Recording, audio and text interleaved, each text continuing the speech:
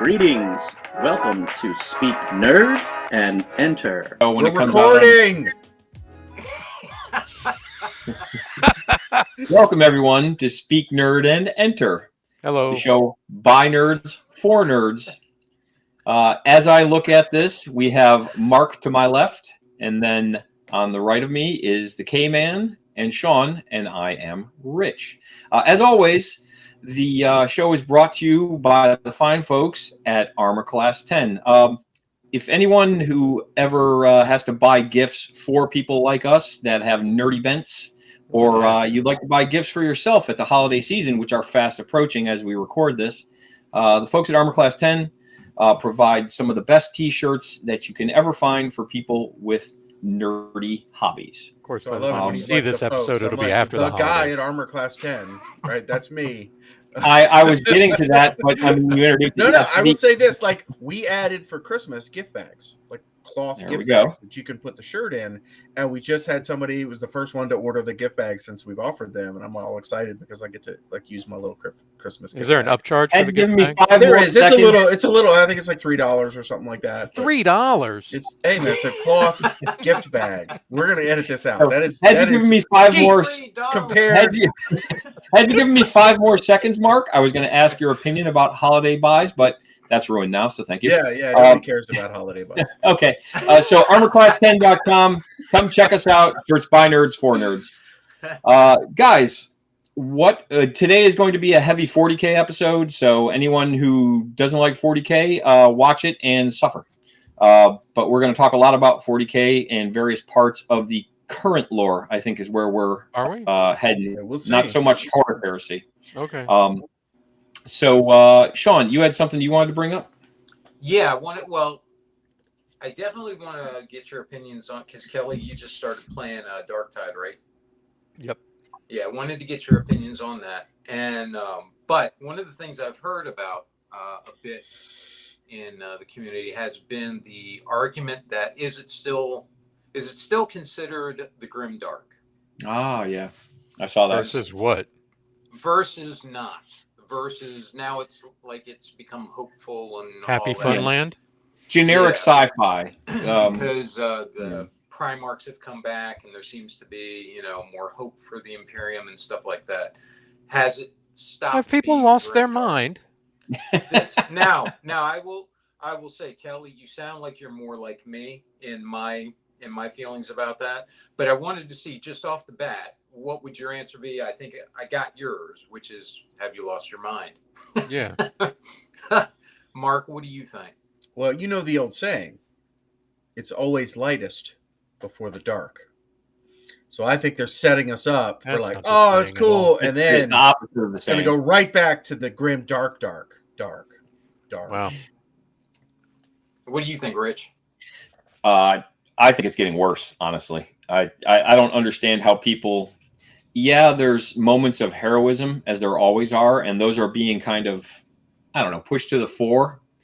But I think it's kind of the bait and switch. It's like, oh, look. Oh, Lionel Johnson's back. Oh, look, the Tau we're beating back the Tyranids. Oh, look. And then suddenly the hammer's going to fall. And that does dovetail into one of the things we're going to talk about today, about the hammer that I think is fast approaching.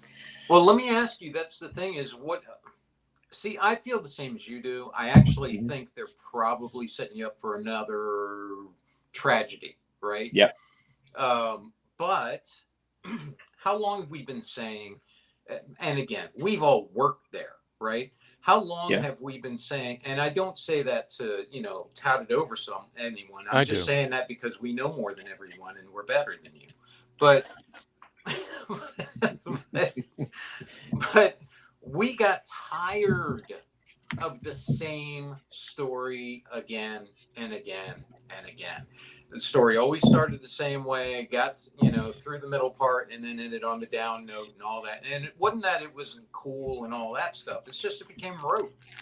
You get tired of that same thing again and again. You want the story to move on. Otherwise, what's the point? It needs something to happen. Right. And I'll give them some credit. I think they are doing that, moving on with a lot of this now. But the cynic in me is like, hey, we want to sell a bunch of models of these Primarchs if we bring them back. We want to sell this new thing. I know we're going to talk about Genefather, and I had some thoughts as I was reading through that. For example, like, okay, Fabius Bile and Belsarius Call are in there, and I'm like, neither of them are going to die. I'm not worried about either of these people when the big battle starts, and I'm like, they're going to be fine. There's a spoiler. Right, there's a spoiler, and like, I'm like, Why do I even read it now? Why even read why it? even read it? But then what Fabius Bile's doing, like, I really liked what they did with Fabius Bile, like in that book. I was like, oh, this is cool. He's not just, evil bad guy doing evil bad guy stuff for the sake of being an evil bad guy. He had some motivation and stuff. But then the cynical part of me is like, okay, they're not Primaris Chaos Marines. They're something new, which is going to be the tabletop equivalent of Chaos Primaris Marines. You know what I'm saying? I'm like, so I can see the writing on the wall of them, kind of bringing something in along those lines.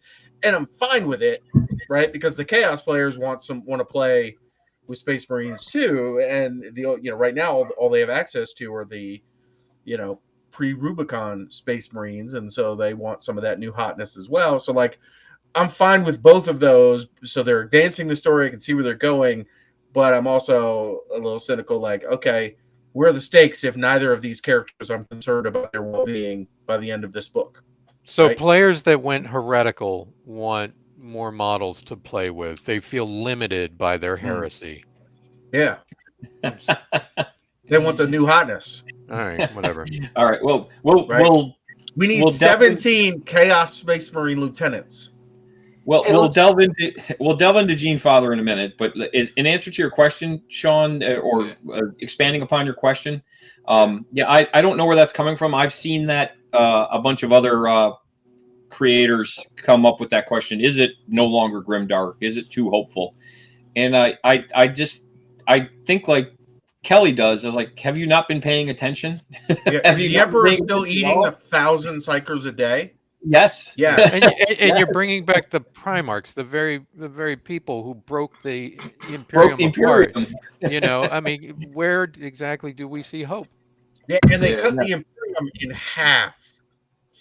Is the lion riding into the Imperium on some sort of rainbow unicorn, and spreading Hello Kitty across the Imperium? No. Yeah. Well, I mean, you don't even know how you don't know how Gilliman's going to react to the lion coming back. He may not be happy about it. Everyone's like, "Oh, he's going to be so pleased." I think they're going to embrace like brothers and sit down and break bread together. But I don't mind them actually getting along. I actually kind of hope they do. Yeah. That I agree. has nothing to do with it being a grimdark future and all that. Grimdark is essentially that it sucks to be alive in that universe. And it does. Still sucks. That is a horrible place to have to live. Oh yeah. And two dudes in there who are trying to do noble things and essentially beating their heads against a wall that they're never going to win against. Doesn't change that fact. Matter of fact, it makes it even more tragic. But if all it is, that's like Ned Stark in Game of Thrones, right? He's the noble guy in this terrible setting, Yeah, I mean, look, you got, if you have the lion and you have Rabute, and let's say you bring a couple more of them back, they're still being served by servitors that used to be humans that are now relegated to some sort of mechanical slave status. You have, Mars is doing whatever the whole place is still falling apart at the seams. Most of humanity lives on a forge world, scraping by if they're lucky or joining a chaos cult. I don't get the hopefulness unless your hopefulness is that right. If your hopefulness is built on the Tyranids are going to eventually take over, the chaos gods are something you look up to, or maybe as we've talked about before, the Jakaro somehow magically blow up the universe because they built a gun big enough. Then there's your hopefulness. Yeah. Notice my knowing nod. But the thing is, I mean, you're correct. The average imperial citizen is living in a 20 by 20 hab block that they inherited from their mother for their family for 5 generations or 50 generations that they're going to just end up corpse starch and eating their parents. I mean, it's not a happy place. And the idea that it's somehow more hopeful just because they've had a few wins recently. I don't buy it. I reject the premise. No one's even asking. Like Mark said, that can be part of the point, though, if not the whole point, Yeah. is making that, instead of just always the same note, always the same level or worse of just, suck. You give those moments of hopefulness, right? Yeah. So that you can build those characters, and then it, the suck comes right back in. And Oh, yeah. It gives you so many more opportunities for storytelling rather than consistently doing the same thing over and over and over again. And for so long, it's been just the same. And that's the beauty of the setting. Is I've said this before. It's like with Star Wars, you have how many different eras that you can play in Star Wars: the Old Republic, the Republic, then the sucky sequel era and all of that crap, the Rebellion era and so forth. All these different ones that you can play in, except in this setting, you have thousands of years with which you can play with, So there's so much that can be done there. It gives a lot of opportunities for all kinds of different play styles and thematic desires, just so many opportunities there. I don't understand the narrow scope of what would be accepted as grimdark, sort of thing. I think there's a vast, a lot of the people that kind of make those complaints. This is something we talked about offline, but I'll quickly touch upon. There are people that don't really like the current setting. They always want things to be the old thing, or the thing that they used to do. And the current setting, they're mildly interested in what it is, but they just want something to complain about. They're like, oh, it's not dark enough anymore. Like, well, what happened in 87 is not applicable to what's happening in 2023. You can't. And you are 100% right. I've known people. Yeah. Thinking of one guy in particular, like his hobby seemed to me to be complaining about Warhammer / Games Workshop and how they were doing things. And like, it's like every time I met this guy, we love talking 40K, but there is this, hobby. Like it. Oh, it was good back then, and back in the day it was the heyday, and the new stuff is not good, or Games Workshop's terrible, and they do this. Correct. And like there is an aspect to that of the hate. I mean, it's hate watching. It's there's hate watching. So much still. I mean, even if even with the Lion coming back, I mean, you still have all the Dark Angels, split hither and yon on their heresy. Rabute's trying to, keeping the whole thing together with duct tape. I don't know. It's dark. I mean, it still is. On the whole, though, I like it. I like the changes. I'm not complaining. I'm not definitely a hater. I'm not a hater in this camp. Bring those characters back. Flesh out the story. Yeah, and we're not talking about Genefather, but we are. I'm reading. And how often, by the way, how often over the years did we wish for so long to be able to see or play with or read about the Primarchs and all of that? And it was always this, this hinted at thing. It's always history. And, exactly. Yeah. Never to be seen again and all this stuff. And I'm like, well, that sucks. The hell's the point of living now? Because it's just, hey, all this stuff sucks. All the great stuff already happened. You don't get to take part in any of that. I mean, if there's any hopefulness, it's that we can finally move on from the Horus Heresy with the finality of the end and the death. We can be like, okay, the story's finally been told for the dozen times it's been out there, and now we can move forward. With the characters coming in, I think it provides more depth and texture to the sandbox. Yeah, there's a whole new big thing. Like I see a whole new heresy level event on the horizon. Let's hope they handle it better than Marvel's follow up from the Infinity War. One thing I like about this book, Genefather, like it's got all the the tech priests and everything, and they're literally like, okay, the standard templates that's not cutting edge. That was for these pioneers, and we're going to go out to a planet, and it was like a very low level of tech to make it accessible. And so there's that part where he's like, yeah, that's, that should not be the pinnacle of our technology. That was really meant as a dumbed down version for, that was easy to spread out and take with colonists and that kind of thing. And so I really like some of the aspects of them exploring this new technology, exploring heretical technology or learning the old ways and rediscovering technology. because I want some cool models. I want some new stuff. And they kind of painted themselves into a corner where it's this grim, dark, lost technology. We don't understand how any of it works. Well, they've got away from that with, or started to get away from that with the Primaris Marines, because they're kind of new. And then the Primaris vehicles, right? The grav tank and these kind of things. And so I'm like, okay, this is exciting. Now you've got the space dwarves, Baton or whatever. And I'm like, they have a technology base as well. And I'm like, now maybe we're going to get to the point, from a tabletop player, where we can see some new cool stuff and it still fit the lore as the resurgent is and with their led by their Primarchs, or perhaps a reincarnated emperor, God forbid. Yeah. And we have, the Conquest 2.0. Let's go take over the galaxy. I'm here for it. Yeah. Yeah. So the thing you mentioned about the grav tanks, that's the thing that people who aren't old school like us, they don't realize that the original tanks that were in 40K were grav tanks. They were made out of a deodorant stick and a spoon. But that was the first tank. Or those 15 pieces of metal that you put together into the original land speeder. Yeah, but I mean, the original tank that they had in the 40K book, the kit batch one, it was made out of a deodorant stick. We've seen it. Yeah, I know you have, but what I'm saying is that people complain about, oh well, you're not throwing back to the original stuff, and they're just doing it in a much better way. Yeah. Sean, does that do those answers finish what you were looking for on that? Yeah, I think so. I think they pretty well do. So we've broached it, but let's Genefather by Guy Haley. So just so people aren't familiar with it, know what it is.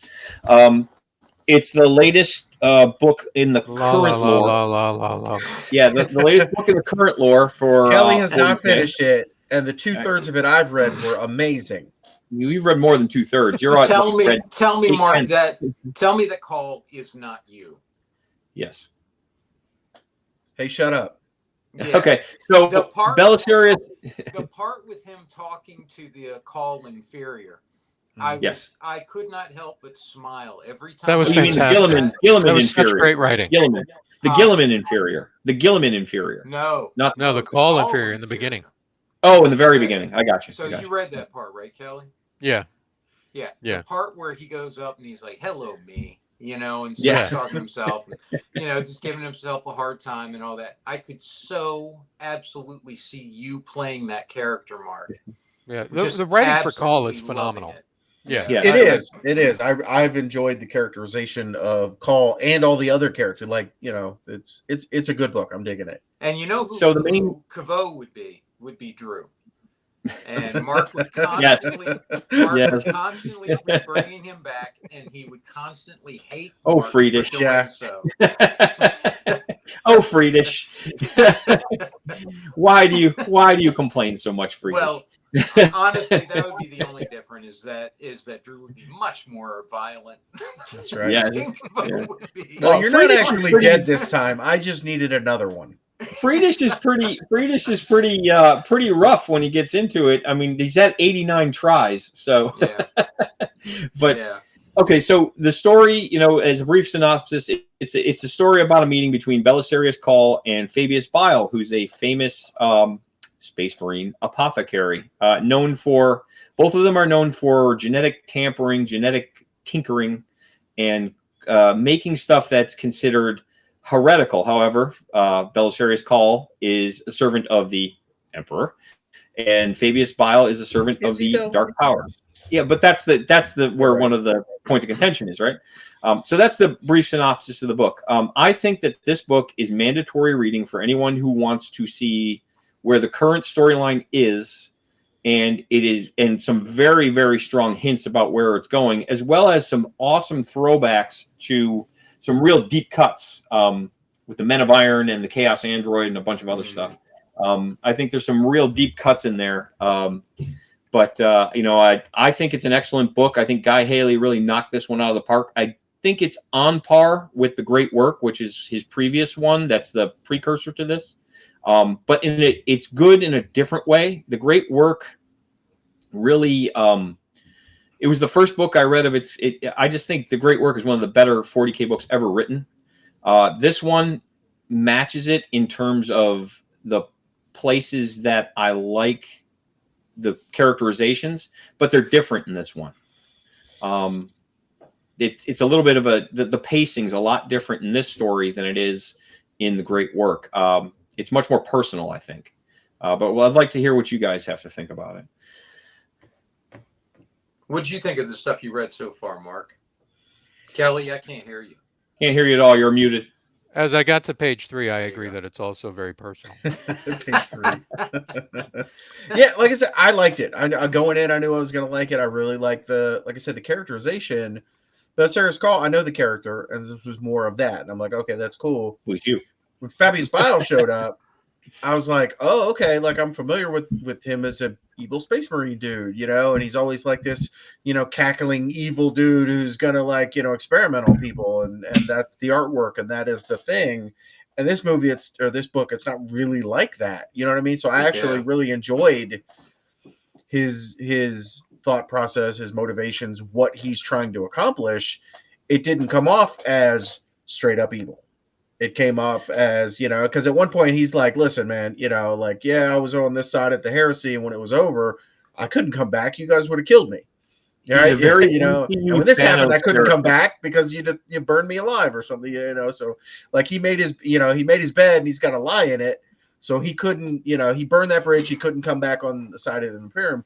But it didn't seem like he was evil for evil's sake, this you know, conniving, you know, heretic bastard, like I would have expected going into the book, right? Well, I mean, yeah, they gave him a much more complicated character set than right. And even when he went to that other planet where the dude was making all those you know, kind of demon bound mechanic things or whatever, like they were, you know, they were all three kind of doing the same thing in different ways. Even Fabius Bile was like, you know, hey, you're a generalist, I'm a specialist in this aspect of how we're going to create things and mess with genetics and stuff like that. So like I enjoyed all three of those. And I just love all the Mechanicus stuff anyway. You know, they all look so different and they all have weird things. You know what else I like about it is that this book also hinted at possibilities that I like them exploring, talking about grimdark and all that, which is that in the past, what kind of relationship did mankind have with all these other races? Was there possibly some working together, more of an amicable relationship and that kind of thing, which is interesting to think about. And if you think about the history of the old ones, having been the ones that created the Eldar, created the orcs or quirks at that time, and the humans and all of that, in the beginning, you would think maybe there might have been a time where all of those servant races or created races worked together, you know, as part of the war in heaven, or, you know, that kind of thing. So I like the idea of them hinting at that past, you know, in that way. And this amazing amount of technological advancement where they're able to create this platform, Halo-esque world, right? Yeah. That's sitting there in the middle of these 4 stars that are trying to rip each other apart. And it's in this, you know, one little pocket of stability there. It was just really cool how they wrote that and hinted at all these wondrous things that go back way further than even the Emperor. And I really dug that. Then, of course, the Men of Iron and all that. Yeah, it's very interesting because Fabius Bile and Belisarius Cawl are the only, honestly, as far as I could tell, the only 2 sentient beings who can meet each other. We often talk about that people can't really relate to each other. They can perfectly relate to each other because Fabius Bile, he's replicated his body over 10,000 years, whereas Belisarius Cawl has been splitting his brain into like a gestalt personality, but he still retains his original personality he still remembers 11, 12,000 years ago. So they've both lived these incredibly long lives, and they've followed similar professions, but on different paths. And it's interesting when they meet, that kind of back and forth that you see about how they pursued them. Don't forget, they also gave him that I thought it was an interesting common history, if you will, where when they first made the Apothecarian. Yeah. and They met each other. Director, what was his name? I can't remember. The guy that Cole ended up merging with. Yeah. And Sedaine. Sedaine, thank you. Yeah. And so Biles sitting there thinking about that memory he had and thinking, wow, there's something familiar about him and all that. Yeah. I like that they're pursuing that common thread, if you will, and it makes sense as to why Cole was always a bit rebellious anyway, but he wasn't to the level that he is now until he became combined with Sedaine. And now that he's become the combined character, and 19 other people. Well, sure, but I mean the dominant part. Yeah. And if you think about it, his disdain, the right word, his freewheeling. Oh no, it's a disdain with the cult Mechanicus. Yeah, it's really, a disdain. Yeah. Well, no, he's doing what he thinks, believes, knows to be right. Yeah. And when the culture gets in the way, when the rules get in the way, when the grimdark gets in the way, he's like, I don't have time for that. I'm going to do what this is the right thing to do.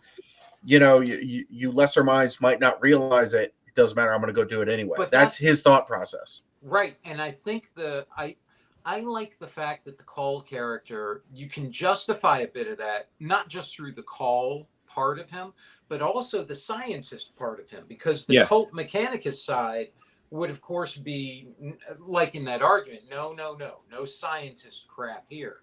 This is logic and knowledge, but through a very static, religious, you can't go further than this kind of thing. But this part of him that's also the scientist realizes that all of that is nonsense. And if you're really going to come out on top and have any sort of knowledge-based epiphany, it has to be through the experimentation that the humans did so long ago. Right, the old ways. I love the way they put that. Yeah. Right. And you think about it that way. You think about the cult Mechanicus, and you wonder, well, how do they justify not experimenting?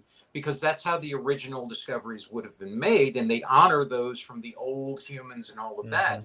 But it's become this ritualized, very limited thing. I just like the Call character and how he was put together. It's really allowed for. Yep.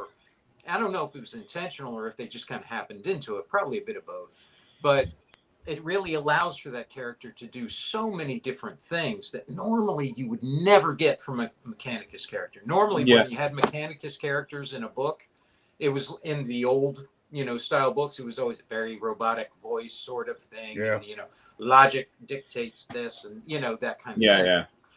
Kind of like what's his face who met with Bile.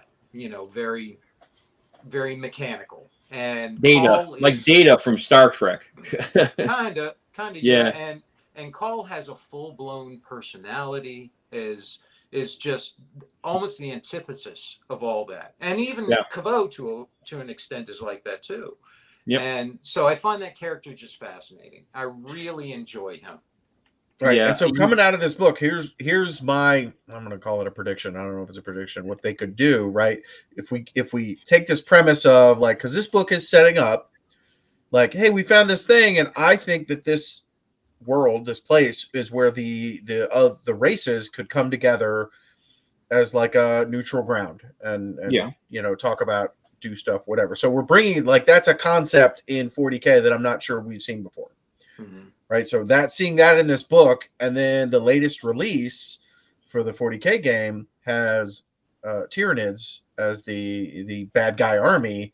And we know that there's a new Hive fleet that's coming in. What event could bring these the warring races of this galaxy together? The only thing that could do that would be an external threat, which is the Tyranids. You know what I'm saying? Love. That. Why else? Or love. But I mean, why else would Tau, Necrons, Dark Eldar, whatever Eldar, work together with humans? Other than if we don't, these guys are going to eat all of us. So I don't know if they're going to go that route. I kind of hope they do. You know what I mean? And it kind of readjust the playing pieces on the board for yeah, we can be enemies, but we can also not be, depending on the situation, right? By the way, that was another scene that reminded me so much of you, Mark, was when Call was defending himself in that trial.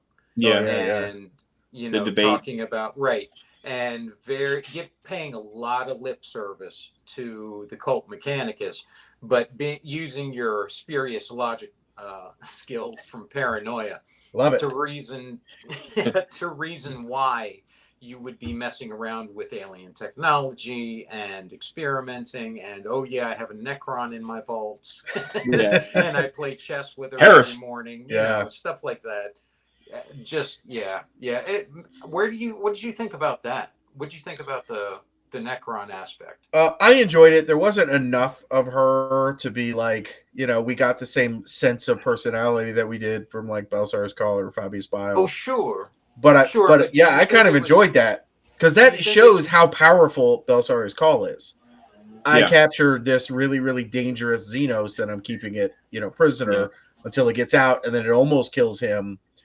You know what I'm saying? So like we're establishing, a bit of a power level, and like he's not afraid to, take this very dangerous entity and be like, yoink, you're mine now.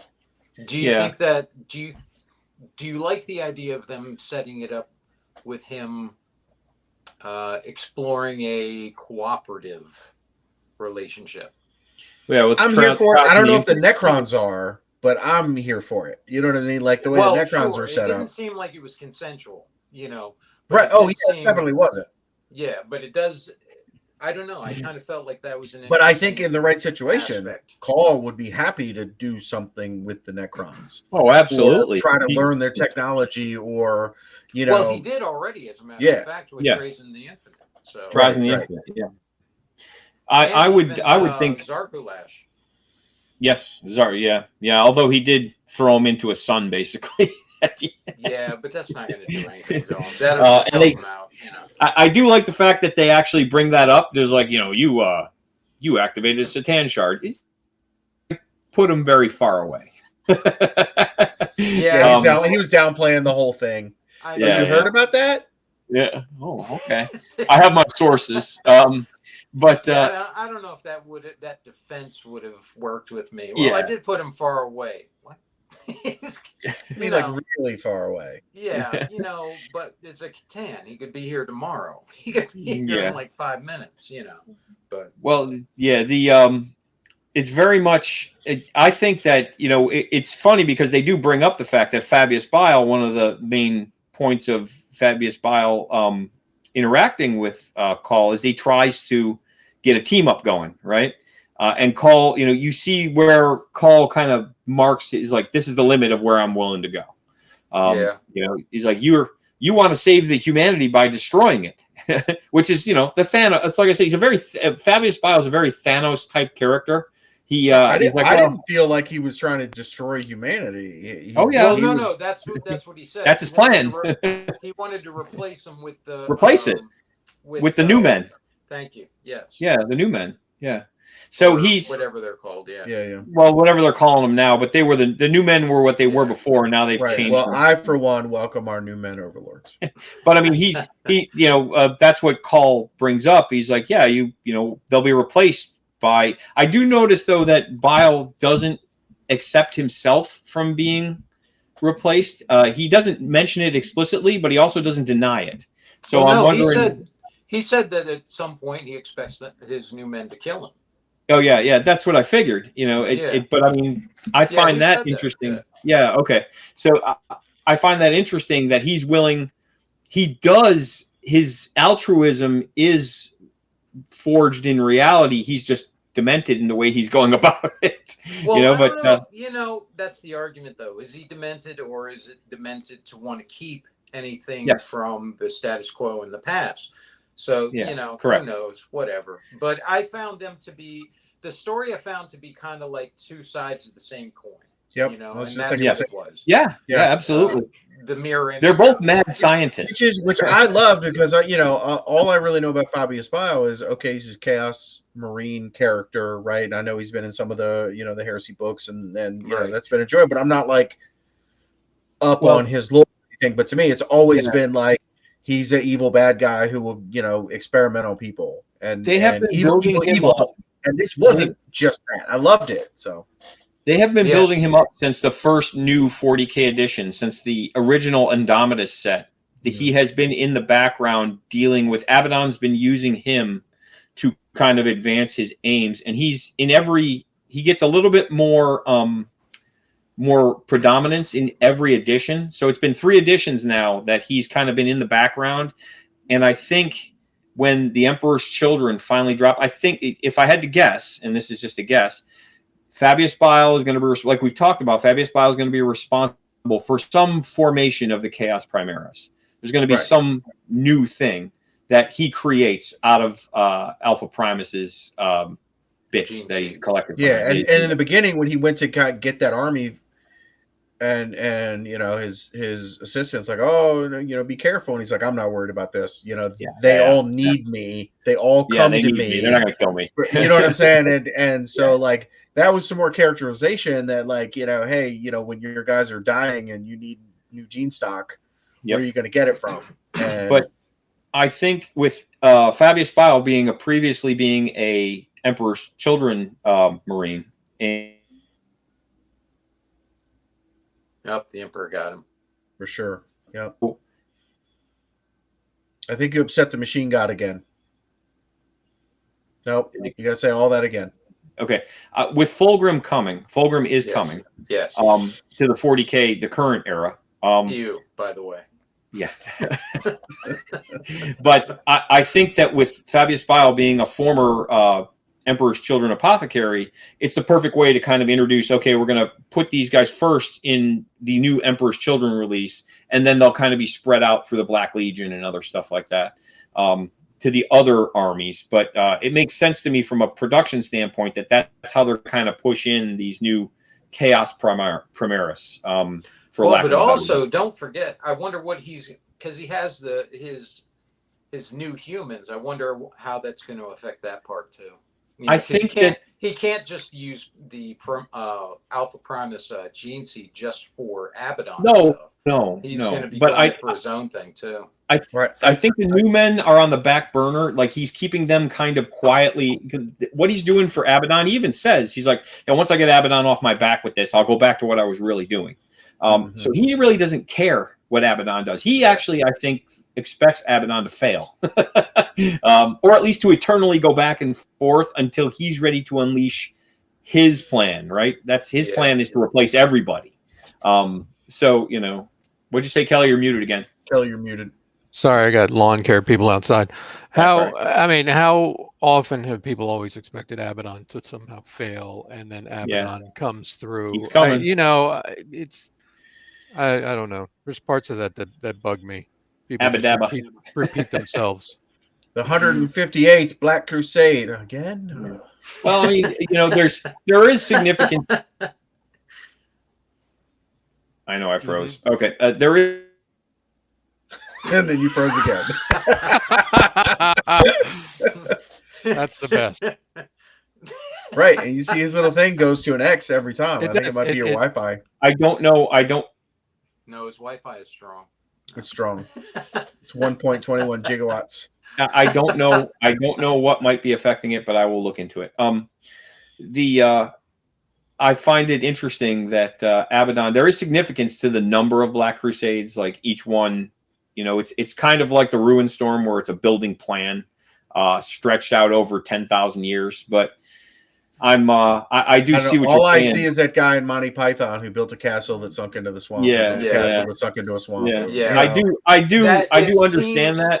It seems very much to me like that was someone in the meeting who said, there's a way we can salvage this thing so it doesn't look like he just sucks and loses all the time. It's all part of my plan.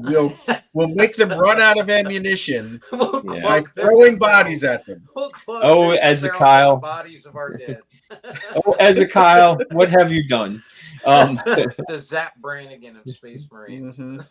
But, so we're all in agreement. Genefather's good, and that people should check it out if they want to get caught up on. It's not grimdark. Yeah, Kelly and I are a little sus on the ending. We'll see. Not at all. Okay. Yeah, I mean, At The least last the first 3 pages are awesome. Awesome. It's a very good book.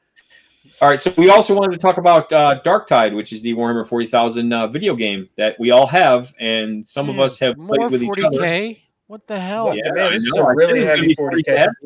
40K. So, I does this warned take him. 40K and enter? All right. Yeah, fine. big 40K in there.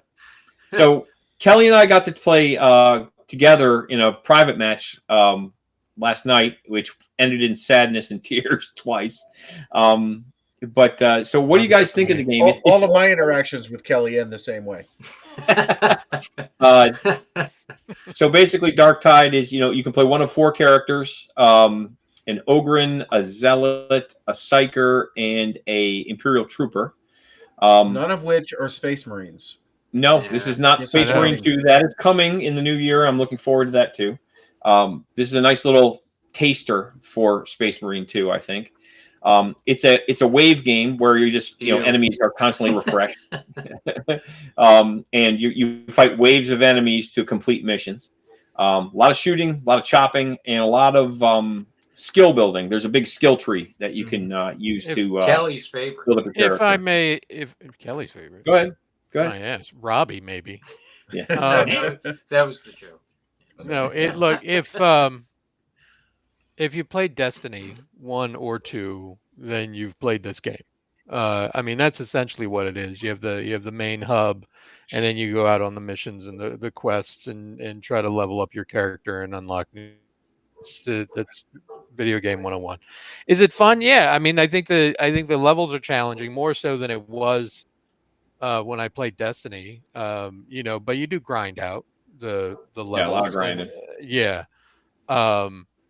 And in the public matches, because I did a couple of public matches, I mean, you're more than likely to get teamed up with somebody who's a much higher level than you, and so your mission in that regard is just to keep up, and try not to die as much. That's how I play all my video games. Kind of like but that's you. Kind of like in Borderlands 2 when they had the what was it called? Where you had to do the various levels to get to the end to fight the. Kind of, but like that, but different. Does at some point the Ogryn stop and he just vomits out like massive amounts of guns? No, they don't do that. Nor can you shoot his helmet off and make him rage. Ammunition is actually a problem in this game. You run out of ammunition quickly. There were those elements of the game were interesting. I mean, the ammo being quite limited. The fact that you're not playing a Space Marine and your guns kind of suck a bit. I mean, you can still get through, but you have to really be on top of it to get through, fairly well. But yeah, I mean, it was fun. It was a good time. Yeah, I've done the training mission to get to the point where I could start playing the other ones. And like I said, I love the graphics. I love the combat. Seeing the Poxwalkers was really cool. Yeah. Like I'm looking forward to playing it with you guys. And when you get into it, I mean, there was a chaos spawn. I got my ass kicked by a chaos spawn. And we all. There's the chaos hounds. There's there's a lot in there. So it takes some skill to get through it. Yeah. And is there a way to skip the tutorial? No, you have to do it. No, you have to do it. It's not long. Get on that, Sean. It's basically just show you how to work the controls. It takes maybe 10 minutes. Can't I show them my general badge from Halo? Cash this in. I've done 3 tours with Gears of War. Can I transfer my credentials from Call of Duty? My only complaint during the gameplay is I don't like the physics for the grenades, because they do just sort of stop wherever. Yeah, they're very short ranged. Yeah. And I'd like a little bit more. That seems very realistic for the way I throw. A little bit more I'd like to bounce them off something to sort of angle it, but that's also me coming from a Halo background, right? Yeah, right. So. That was one of the best things about Halo. That was awesome. Mm-hmm. Party hats. Party hats for grenades. Maybe the game designer should have to go through our tutorial on how to make a game first. And there are elements. I mean, if anybody's played Left 4 Dead, you know that there's those moments where there's the horde of zombies that charge you, and you have to make it Yeah. through that horde. There's elements of that on each level too, where you'll Yes. go through and you'll just be going through the baddies, and then you get to this one spot and you just know, oh, here they come. And there's It no happened to Rich radar. last night. Rich Yeah. jumped down on a lower level, and I stayed up top. Rich jumped down. I was still searching around because Rich said, "Let's take our time," and so I'm searching. Yeah. And Rich jumps down and he's like, "Oh my God, they're I everywhere!" fell down, actually. I fell. It's a I didn't jump. I Oh fell. God, it's a square. Yeah. I fell from the upper platform because there's no radar in the whole game. So it's a lot of you have to hear the enemies coming. A lot of them make a lot of noise, but you can hear them coming a lot of the time. But sometimes you can't. Sometimes they sneak up on you. So I fell off a gantry to a lower platform. Didn't get hurt, but when I hit the bottom, I faced the direction you're supposed to go. And sometimes the enemies just spawn behind you out of these bulkheads that opened up. Yeah. And you don't hear them. And all of a sudden I turn around and there's no lie, 20 pox walkers just swamp me out of nowhere. And an ogre. and an ogre. And it's also that you can't stay in the back either. Really, I mean, you have to really keep up. They come get you. Yeah, they will fill in the voids, and yeah. If you're trying to snipe from a secure area, they will spawn one or two enemies in the back to disrupt you. So that the AI of the game does recognize where the threats are coming from at all times, so they won't leave you alone.